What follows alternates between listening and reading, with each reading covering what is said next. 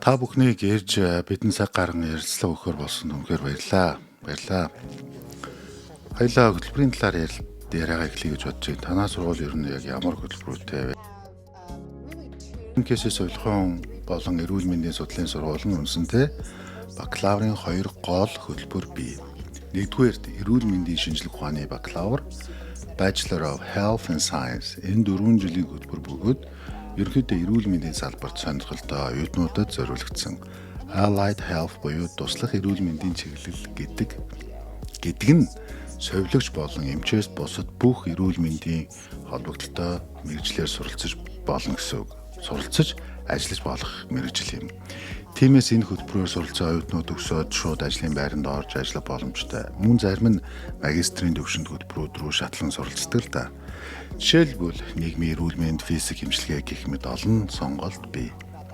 Хоёрдугаарт сувилгын шинжилгээ ухааны бакалавр, Bachelor of Science in Nursing (BSN). Энэ мөн 4 жилийн хөтөлбөр бөгөөд бакалаврын түвшний бэлтгэлтэй сувилагч Registered Nurse болох үндсэн. Манай энэхүү хөтөлбөр нь нэмэх нь 3 бүтцтэй гэж ойлгож болно. Оюутнууд эхний 1 жилдээ шаардлагатай суур болон урьдчилсан хичээлүүдэд үзээд дараа нь үндсэн 3 жилийн клиник рүүгээ ордог. Энэ хөтөлбөрийн онцлог давуу тал нь юу вэ? Нэг онцлог нь манай хөтөлбөрийн клиникийн дадлагын цаг хамгийн ихтэй бакалаврын сувилгын хөтөлбөрүүдийн нэг. Үнэн дээр Миссуригийн сувилгын зөвлөл бидэнд клиникийн цагийг багасгах хэрэгтэй гэж хэлэх тохиолдож байдаг. Гэхдээ бид үүн дээр үгүй гэж хэлдэг. Учир нь орон нутгийн ажил олгогчид манай төгсөгчдийг маш сайн бэлтгэлтэй гэж үнэлдэг. Клиникийн дадлага олон байх тусам оюутнууд илүү олон төрлийн эмнэлэг, дасаг, эргэлтийн дадлага орж үздэг. Тиймээс төгсөөд ажилд ороход бэлэн байхаас гадна аль ч чиглэл рүү ороход жишээ нь зүрх судас, ICU гэх мэт эрт тодорхой болж өгдөг л дөө. Та бүр кампус дээр эмнэлэгтэй юм шиг надад санагдлаа. Тийм ээ, манай байршлын хамгийн том давуу тал бол Health Science District буюу эрүүл мэндийн шинжилгээ ухааны бүсийн яг төвд байрладаг.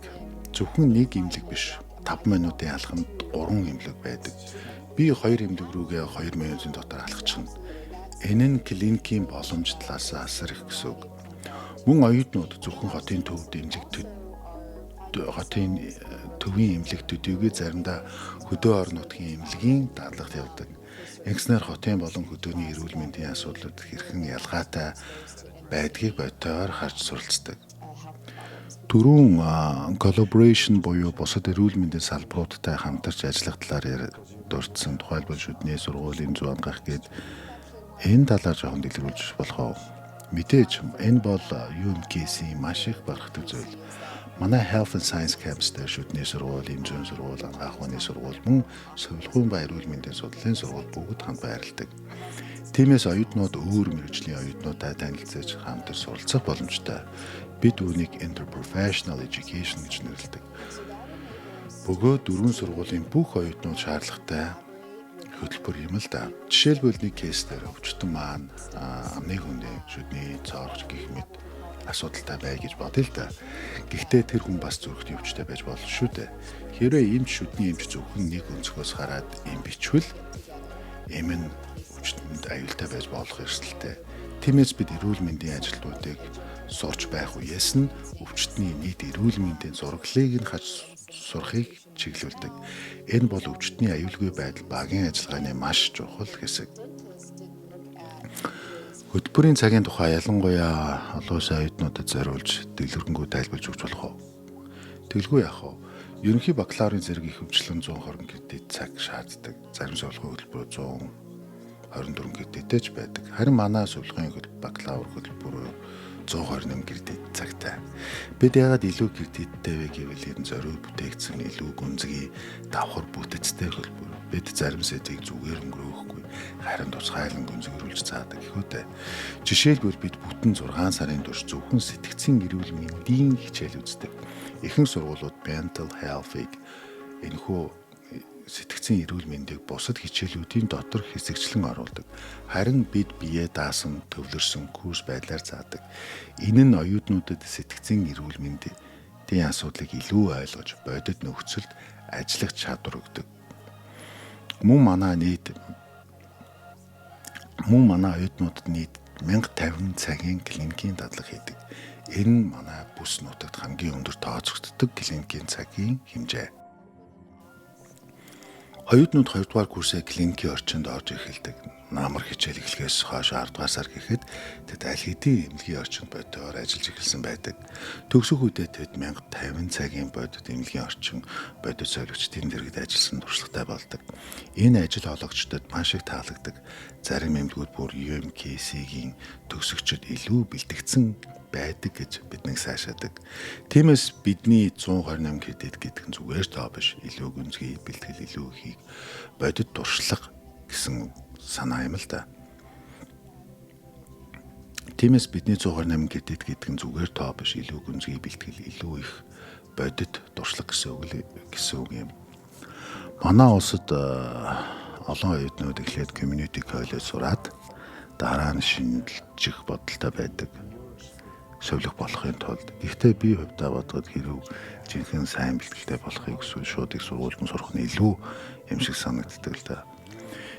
Би санал нэг байна. Совлогч болон олон зам бий л дээ. 2 жилээс shade degree nursing буюу EDN 3 зам байж болно.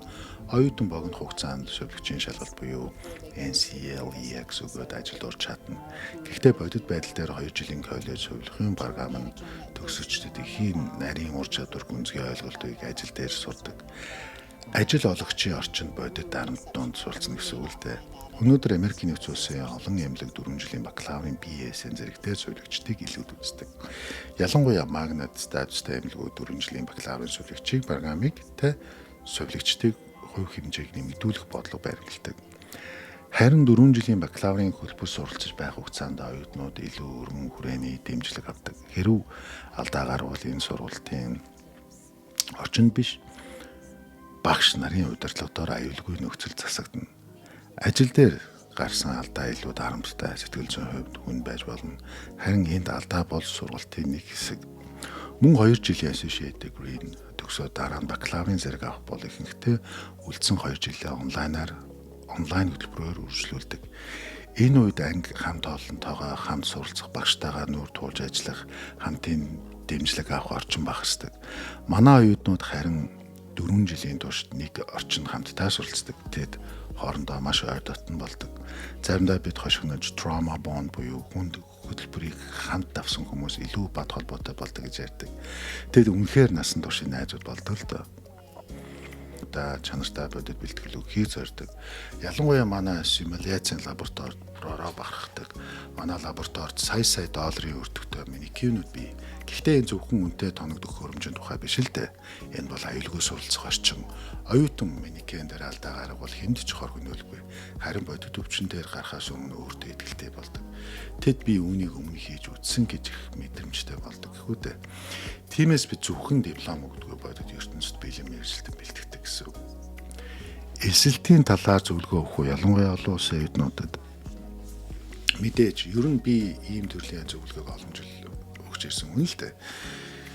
Би нэг сургуульд нийтдээ 14 жил ажилласан. Совилгын болон эрүүл мэндийн сургуульд 12 жил, харин одоогийн директорийн албанд тушаалд 7 жил ажиллаж байна.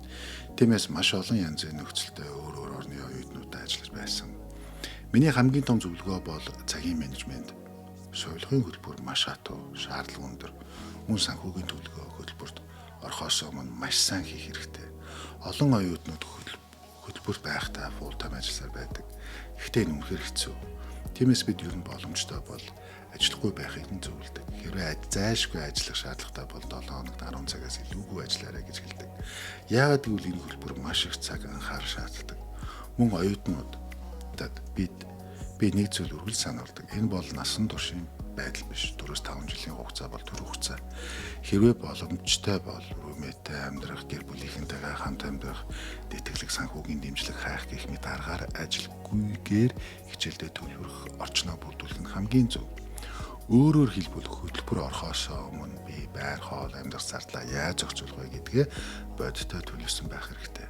Хөтөлбөрт орсны дараа бол надад академик зөвлөгтэй эсвэл associate dean-тагаа сууж байгаад би 7 хоногт хэдэн цаг хичээл зарцуулах ёстой вэ? Гэдгийг боддоор тооцоолол гаргадаг. Тэгээд тэр хуваартай зориуд амрах цаг, стресс тайлах цагийг оруулах хэрэгтэй шүү. Манай хөтөлбөр маш хатуу, үнэлгээний шаардлага өндөр. B буюу B- буюу түүнээс дээш байх ёстой. Мөн шалгалтын дунд чинь 78%-аас доош орж болохгүй. Тиймээс зарим оюутнууд burnout буюу шантрах тохиолдлууд байдаг. Над дээр ирэхэд би их хвчлэн асуудаг. Чи юу гэж баярлдаг вэ гэж. Чанд баяр баясгалан өгдөг зүйл чинь юу вэ гэхэд олон оюутан надад тийм цаг алга гэж хэлдэг л дээ. Миний хувьд энэ бол зөв биш. Амжилттай төгсөхийн тулд стрессээ зөв зохицуулах хэрэгтэй. Чамд баяр баясгалан өгдөг зүйл заавал байх ёстой. Дасгал хийх, дайцтайгаа уулзах, гэр бүлтэйгээ ярилцах, сүмд явах, хөгжим сонсох гэдэл юу ч хийж болно. Гэхдээ тэрийгэ зориуд төлөвлөж оруулах хэрэгтэй. Мөн бас нэг маш чухал зүйл бол ангидаа бэлтгэлтэй ирэх. Олон оюутнууд анги дээрээ ирээд л сурна гэж боддог. Харин манай системд бол эсэргээрээ. Та эхлээд материалаа уншиж, ойлгож, тэмдэглэгээ хийчгээд анги дээр ирнэ. Анги дээр болж гүнзгий ойлголтоо баттгах. Ялангуяа англи хэл хоёр дахь хэл бол эмнэлгийн нэр томьёо илүү хэцүү санагдаж магадгүй. Та их хэл дээрээ бодно, дараа нь англи хэл рүү хөрвүүлнэ. Тэгээд мэргэжлийн эмнэлгийн хэл рүү дахин хөрвүүлнэ. Энэ процесс бол мэдээж амаргүй. Тэвс би дахиад хэлгээд цагийн менежмент олон оюутнуудад бүр чухал гэж зөвлөмөр байна. Баярлалаа. Сургуулийн нэг давуу тал бол байшил гэж би бодож байна л да. Кампус яг хотын төвд байгаа оюутнууд ямар боломж олгодог вэ? Тийм ээ, манай байшил бол үнэхээр том давуу тал. UMKC Kansas City-ийн их идэвхтэй бүсэд байрладаг. Оюутнууд зөвхөн хичээлдээ яваа зогсохгүй хотын амьдрал бүрэн мэдрэх боломжтой. Манай street car буюу хотын трамвай хамгийн гоё нүнгүү. Оюутнуудын хотын төв, музей, урлагийн төвүүд, ресторанууд, плаза, бүс рүү маш амархан очиж чадна. Тийм музей, театр, концерт, спорт, олдууд гэдэл маш олон соёлын арга хэмжээ байнга болдог. Оюутнууд амралтын өдрөөр эсвэл хичээлийн завсгалгаа гараад стрессээ тайлах бүрэн боломжтой. Kansas City нөрөө маш соёлтой, амьдрахад таатай, тайван орчинтай хот. Тиймээс оюутнуудад зөвхөн академик талаасаа биш, хөргөний хувьд ч өсөх орчин байдаг юм. Энэ ялангуяа олон улсын оюутнуудад их чухал байх л да. Шинэ хотод дасах зохицох нийгэм шиг гэдэл тэ. Тийм ээ, хотын орчин нээлттэй хүмүүс найрсаг олон улсын оюутнуудад хотын соёлтой хурдан танилцаж өөрсдийн комьюнитиг олоход нь амар болдог гэх үү. Баярлалаа. Асуултан дээр өөр нэмээд хэлийч гэдэг юм уу? Тийм өгтөөсөн зүйл байвал мэдээж би өмнө манай NCLEX буюу сольвчд болох үндэсний шалгалтын тэнцэлтийн хувь 100% гэдгийг хэлсэн. Энэ оюутнуудын анхны оролдоороо дандаа дэнцдэг гэсэн үг. 100%. Тэгээд энэ 2 жил дараа нь бид нар 100% байгаа. 1990-ад онд 98-97% байсан. Би үүнийг манай багш нарын чанартай бэлтгэлтэй холбоотой гэж боддог. Төгсгөтэй оюутнууд маш сайн бэлтгэдэг. Би клиникийн цагийн тооны талаар түрүүн ярьсан хамгийн олон клиникийн цагтаа гэдгээ дахин хэлмээр байна. Энэ оюутнуудыг амжилтанд хүрэхээр бэлтгэдэг. Ажил олгогчид бэлддэг. UMKC-ийн төгсөгчид бол үнэхээр илт хэрэгцээтэй байдаг. Манай төгсөгчдийн ажлын талбар дээрх амжилтын түүх нэр хүнд маш сайн учраас тэр л дээ. UMKC-д өөр олон сургууль байдгүй нэг зүйл бид үүнийг supplemental instruction гэж нэрлэдэг. Сонсож байсан уу? Supplemental instruction гэдэг нь өмнө нь тухайн хичээлүүдийг амжилттай төгсөж сайн дүнтэй байсан оюутнууд буцааж авчираад одоо тэр хичээл дээр сууж байгаа оюутнуудад нэмэлтээр заалгаж дэмжлэг үзүүлдэг систем юм. Давчиндаа тухайн хичээлийн сургалтыг нэмэлтээр дэмжиж өгдөг гэсэн үг. Тэгээд энэ нотлохоон дээр хэрэг оюутнууд тэр нэмэлт зааварчилгаанд суудаг бол суухгүй байсан үеэсээ бүтэн нэг үсгийн үнэлгээгээр one letter grade илүү дүн авах багталтай байдаг. Энэ бол маш сайн зүйл. Дараагийнх нь бидний бакалаврын төвшний судалгаанд оролцох маш олон сонголт байдаг.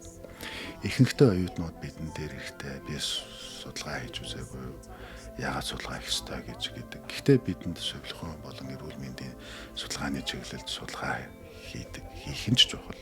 Судалгааны ажлын байртай маш олон багш бий. Тэд оюутнуудыг Federal Work Study-гаар улсын компанид ажиллуулахаар биш, зүгээр л цагийн ажилнаар авч судалгаанд туслуулж ажилладаг. Том жишээ нь move more, get more гэж байдаг гэдэг хөтөлбөр байдаг. Энэ дунд сургуулийн хүүхдүүдэд бие хөдөлгөж эрүүл байхын ач холбогдлыг заах хөтөлбөр юм. Тэд сургуулийн систем дотор орж тэд судалгааныг өргөдөл цуглуулж мөрдөг трак дараа дата ажил оюутнуудад оролцдог. Мэдээж өөр олон боломж бий. Энэ бол зөвхөн нэг жишээ. Гэхдээ оюутнуудыг сонирхдаг. Мөн би таныг болон танай хамт олныг сонирхож магадгүй нэг чухал зүйлийг онцлмоор байна. Хэрвээ оюутнууд кампус дээр амьдрах сонирхолтой бол Сувилгуй ба эрүүл мэндийн судалгааны сургууль зориулсан Living Learning Community гэж бий. Тэгэхээр нэг дотор байрны танхимд Oak Street гэж нэртэй 5 давхарт 30 ор байдаг. Манай оюутнууд энд хамт амьдарч болдог. Авчирч тэд нартай дотн яриа өгнүүлдэг л дээ. Бид үүнийг talk back session гэж нэрлэдэг. Заримдаа chat and chew гэж нэрлэдэг.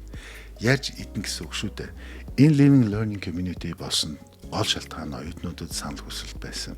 Манай багш ажилтнууд оюутнуудад юу дутагдаж байна, амжилтаа төгсөхөд юу хэрэгтэй байна гэдгийг мэдхийг хүсдэг. Энэ бол ялгардаг бас нэг зүйл.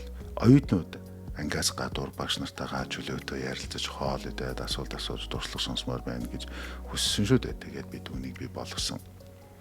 Өөрөөр хэлбэл оюутан зөвхөн лекц сонсоос зогсохгүй бодит судалгаанд оролцох боломжтой гэсэн үг юм л да. Тийм ээ, яг тийм. Бид оюутнуудыг идэвхтэй оролцож болохыг хүсдэг. Судалгаа гэдэг нь зөвхөн лаборатори сууж бичих заас хийх биш. Харин бодит нийгэмд нөлөөлөх ажлууд юм. Оюутнууд манай багш нартай ойр ажиллаж асуулт асууж мэргэжлийн чиг баримжаа илүү тодорхой болгодог. Энэ тэдний академик өсөлтөнд маш их нөлөө үзүүлдэг. Гой сонсогдож байна. Ангиас гадуур багштайгаа ярилцах боломж их чухал байдаг бах, тийм ээ. Тийм ээ, оюутнууд заримдаа анги дээр асууж амжаагүй асуултад хэдэн чөлөөтэй асуудаг. Бас өөрсдийн дуршлаг санаа зовж буй зүйлсээ хуваалцдаг. Ялангуяа сувилгын хөлбөр хатуу учраас оюутнууд хоорондоо маш дотн болдог. Зарим нь бүр бид trauma bond гэж хашгирдаг. Гэхдээ үнэхээр тэд насан туршийн найзууд болж чаддаг шүү. Ялангуяа олон улсын оюутнууд ийм орчин маш чухал баха. Тийм ээ, шинэ ус, шинэ соёл дассан зохицно гэдэг амар биш. Харин ийм community байвал оюутнууд ганцаарддаггүй. Тэднийг нэгнээсээ суралцаж бие биенээ дэмждэг. Тийм энэ бол маш чухал. Ялангуяа олон улсын оюутнуудын хувьд найз нөхөд хамт олон community хэрэгтэй шүү дээ. Тэгэхээр одоо гены нэмэлт хөтөлбөрийн шаардлагалаар түрүүн тайлбарлана гэсэн баг тийм ээ. Ялангуяа манай Bachelor of Science 4 жилийн сувилгын хөтөлбөрийн талаар pre-license route буюу хамгийн түгээмэл замын талаар дэлгэрүүлж хэлэхэд хэд хэдэн зам бий л дээ. Нэгдүгээрт ердийн pre-license зам бий. Кейс өмнө дурдсан ерөнхий зам. Хоёрдугаарт бид direct admit гэж нэрлэдэг замтай. Хэрвээ оюутан ACT өгөөд 25-аас 2 эсвэл түүнээс дээш оноо авсан бол энд нэг чухал шинжилэлд орсон. Science portion буюу шинжлэх ухааны хэсгийн оноо багтсан 25 ба түүнээс дээш байх ёстой. Саяхан шаардлага шинжлэгдсэн. Хэрвээ тэр босгод авсан бол бид тухайн оюутныг шууд хөтөлбөрт эсвэрч суудлыг нь хадгалж өгдөг. Ингэснээр тэд эхний жилдээ өргөдлийн өрсөлдөөнд борчоож дахин орох шаардлагагүй болдог. Харин ихэнх оюутнуудын хувьд бол тэд анхныхаа жилдээ манад ирээд pre-nursing student буюу гэж нэг бүртгэдэг. Өөрөөр хэлбэл би сувилгын чиглэл сонирхож байна гэдгээ мэдэгдээд ерөнхий боловсрол болон pre-quest буюу бүрдсэн шаардлагыг хичээлүүдэд судалж эхэлдэг. Анхны жилийн намрын улиралд freshman year fall тэд сувилгын үндсэн хөтөлбөрийн хэсэг болохын тулд өргөдөл гаргана. Энэ бол нэлээд өрсөлдөөнтэй процесс. Жил бүр бид ердөө 125 судалдаг. Манай nursing coherent өргөдлийн 1 жилийн өмнөөс нэгддэг. Тиймээс оюутнууд 10 дугаар сарын 11 дугаар сарын 1-ээс 1 дугаар сарын 31 хүртэл өргөдлөө өгдөг гэсэн үг. Ихэнх нь 2 дугаар жилдээ nursing програмаа эхэлдэг. Энэ кейс хэлсэнчлэн 1 and 3 бүтэц буюу 1 жил бэлтгэл дараа нь 3 жилийн клиникийн сургалт. Тиймээс эхний жилийн бэлтгэл хичээлүүдээ гаврын үйлрэл дуусгаас өмнө бүрэн дуусгасан байх ёстой. Мөн бидэнд TEAS шалгалт гэсэн шаардлага бий. TEAS гэдэг нь стандартчилсан үнэлгээний шалгалт. Би үүнийг ихэвчлэн эндхийн MAP тест гэж жишээ тайлбарладаг. Стандарт шалгалт гэсэн үг. Нэлээд өргөн хүрээтэй суурь мэдлэгийг шалгадаг. Бид 100-аас 60 буюу түүнээс дээш оног авахыг шаарддаг. Ихэнх оюутнууд боломжийн гэж хэлдэг. Онлайн дээр бэлтгэл хийх маш олон нөөц материал байдаг. Мөн өргөдлийн процесс хүрээнд оюутнууд эссе бичдэг. Би зөвхөн GPA шалгалтын оноо хараад шийддэг. тухайн оюутны бодол зорилго яагаад совилогч болохыг хүсэж байгаагийг шалтгааныг мэржлийн талаарх ойлголтыг нь хардаг. Дараагийн нэг маш чухал шаардлага бол 30 цагийн direct patient interaction. Ихэнх оюутнууд энэ туршлагыг анхны жилдээ хийдэг. Энэ заавал эмнэлгийн орчинд бодит өвчнөд харилцаж сувлэгчийг дагаж шариу хийсэн туршлага байх ёстой. Бид оюутнуудыг зүрх сэтгэл, оюун санаа хоёулаа зөв газар байна уу гэдгийг баталгаажуулахыг хүсдэг. Би сувлэгч болмоор байна гэж хэлэх хэрэг, харин бодит орчинд очоод ажлын өдөр тутмын ачаалал, хариуцлага, стрессийг харж мэдрэх нь мэдээж өөр хэрэг л дээ. Тиймээс энэ 30 цаг бол зүгээр формал шалгуур биш. Энэ оюутан үнэхээр энэ мэржлийг ойлгож сонгож байна уу гэдгийг баталгаажуулах чухал алхам юм. Сайн бэлтгэдэг юм байна. Тийм учраас танаа оюутнууд шалгалтанда, эзэн шалгалтанда 100% тэмцдэг байх л та. Маш их баярлалаа. Баярлалаа Canon. Thank you. Баярлалаа. За тэгэхээр одоо бид танаа лаборат эдгээр бол манай сувилгын ангиудын төгсөлтийн композит зургнууд. Бид үндэ ханаар дүүрчихсэн, зайг үлцгээ болчихсон. Шинэ хонгол хэрэгтэй болсон л та. Тийм ээ. Эдгээр өөр үеийн төгсөлтийн кохерит зургнууд. Миний бодлоор 2005 он хамгийн хуучных нь байх. Тэгээ цаашаа доор байгаа нь арай шин. Тэд яг төгсгийнхөө өмнө тэр senior semester дээрээс сувилгын зураг авахулдаг. Энэ нь оюутнуудад хувьд их том үйл явдал. Тэд композит хандаа байхыг их дуртаяа хүлээдэг. Тэгээ дандаа имэйл бичээд миний хайчууд хаана байна? Би хайчуудыг хүсэж байна гэж хэлдэг. Энэ ч үнэхээр гоё байна л да. Тийм ээ, хэрвээ та энэ барилгыг харуул тал нь nursing буюу health studies буюу манай сувилгын ухааны сургууль, нөгөөх нь энзим сургууль буюу pharmacy. Тэгээ та эднийг ихэвчлэн хамтаа сууж ижил байгааг харах болно. Ихэнх давхрууд дээр суралцах study space би энэ давхрууд байхгүй ч доош харахад оюутнууд сууж байгааг харж байгаа. Тэгээд эн чинь байгууламжийн зөвхөн нэг хэсэг байна шүү дээ. Тийм ээ, төр завсар харин энэ хэсэг хөшиг хаалттай харагдаж байна. Гэхдээ энэ бол манай simulation lab-ийн эхлэл. Энэ бол магадгүй манай хамгийн алдартай lab. Оруулах гэсэн юм шиг байна. Ажиллахгүй юм уу? Classic заримдаа ажиллан, заримдаа ажиллахгүй гайхалтай. За lab дотор манай лабораторийн захирал янз бүрийн өргөнүүд дээр өөр өөрийн сениоруудыг recreate хийж бодит нөхцөл үүсгэдэг. Доошоо буугаад би танд шинэ маникюруудын нэгийг үзүүлье. Энэ хэсгийг манай эмнэлгийн charge station гэж үздэг. Эмнэлэг дээр ихэвчлэн charge nurse байдаг шүү дээ. Сувилэгчийн буцаад ирээд өвчтөн дээр юу болж байгааг тайлгнадаг төгсөг. Тиймээс үнийг яг эмнэлгийн тохироо шиг дуурайлгаж хийсэн. Одоо энэ манай хамгийн үнэтэй болсон. Энэ gentleman яг энд. Яагаад ийм үнэтэй юм бэ? Арсны илүү бодит амьдрал дээр хувирдаг гэсэн энэ хоёрын ялгааг харж байна уу? Тийм ээ, тийм. Тэгээд тэр өнгө нь өөрчилж чадна. Амьсгалын зам нь асуудалтай болж зинхэр болно. Мөн шарлаж чадна. Илгэний асуудалтай юм шиг болж чадна. Нүд нь бас нүдээ эргүүлж чадна.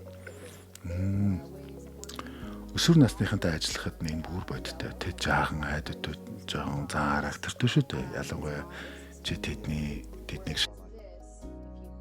харуул үе мөчн илүү харагдаад бодит биш байна. Харин энэ хэрэг барьж үзвэл үнэхээр өөр юм байна. Яг бодит юм шиг ясан мэдрэгдэж байна шүү. Тийм ээ, тийм. Тэр цоошин тэгээд хүмүүс түн дээр их дадлаг хийж байдаг л да. Тэгээд бид танд Mother Baby өрөөг бас харуулъя. Тэрний жирэмслэлтийн ямар чухал хэлбэрийг дуурайлгаж чадна. Бид их дуртай харуулдаг. Ялангуяа ахлах сургуулийн хүүхдүүд тэд бүгд crossed out болдог. Төлөөлөгч тэр бас шингэн ялгуулж чадна.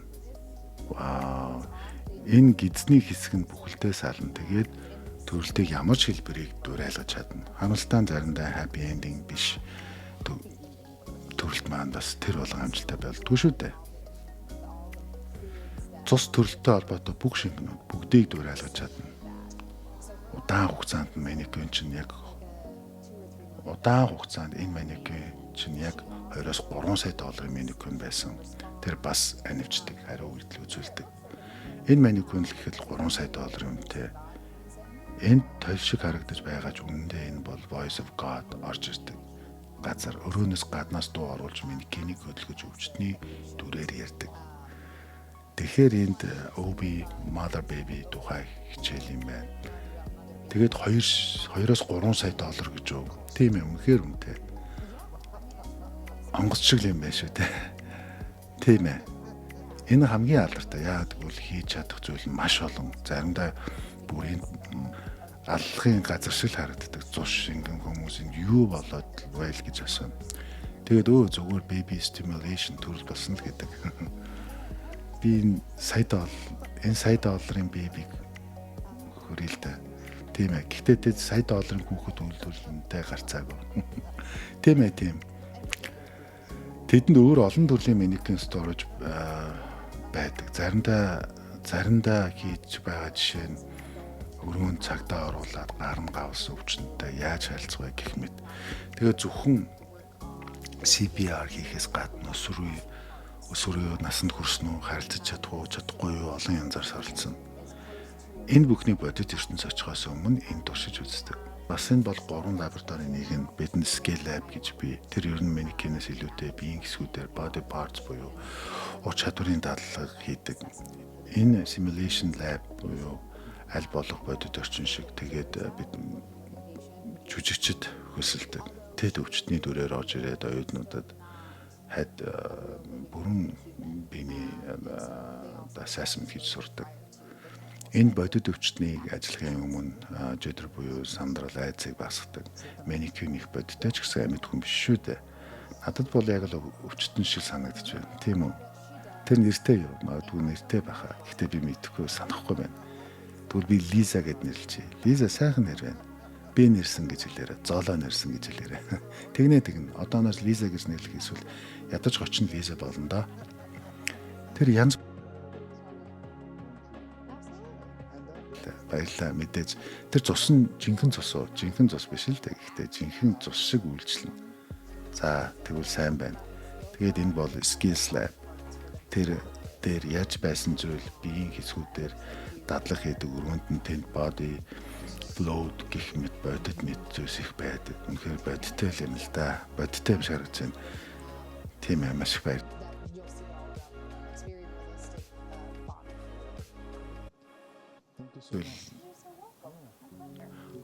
Өөр нэг тэнд ямар өрөө байсан бэ? Би community health room-оор харуулж болно. Яг энд түргэн ороод үзье, нэлээд онцлогтой төлөж. Энэ оюутнууд community health дээр junior year үед энэ home nursing хүний гэрт очиж сувилах тухай сурах үедээ зориулагдсан. Гэрт нь очиод үнэлгээ хийх, үзлэг хийх гэх мэт. Би гэрлийг нь асаа. За гэрэл яг орон сууцыг юм аа. Тийм ээ. Яг л орон сууцыг дөр айлгсан номнууд байна шүү дээ. Тэр нь багш нарт зориулсан. Гэхдээ оюутнууд ч ашиглаж болно. Ихэвчлэн энэ өрөөг настай эмээ өвөө шиг хүний төсөөлт хийсэн. Оюутнууд орж ирээд юу нь буруу байна, ямар эрсдэл байна гэдгийг хурдан таньж сурна гэсэн. Жишээ нь тамхи никотин, галын аюул, хуурамч, жоом, шавжнууд байна. Хивс, хуучирч, бүдэрч унах эрсдэл, галын дэргэд цаасан алчуур эрсдэл, архиуж байх тогтмол сувилахын үзлэг авч байгаа хүн ийм зохимжгүй шүү дээ. Ил гарсан зүйлүүд хинт ч муу ялангуяа ахмад наснд бол аюултай аюул авчиж болох боломжтой гэсэн үг. Энд өрөөнд нийтдээ 100-аас дээш хазард байдаг. Эсэлт оруулах юм зүйлүүд байдаг гэсэн үг. Тэгээд оюутнууд эдгээрийн эслийг хурдан тань сурах симуляц хийдэг. Тэгээд жижигхэн хөгшин Лизагаа асрах гэж очиход Лиза хувцаа энд битгий арах өдөж унаа ташаа хуглан сагсантаа хийх гэх мэт жижиг зүйлүүдийг хэлж зөвлөсөрдөг. Ахлах сургуулийн хүүхдүүд энд ирэх дуртай, мөн энэ орон зайг байнга өөрчилж дахин зохиомжлоод бодож илүү бодитоор өгдөг. Маш их баярлалаа. Би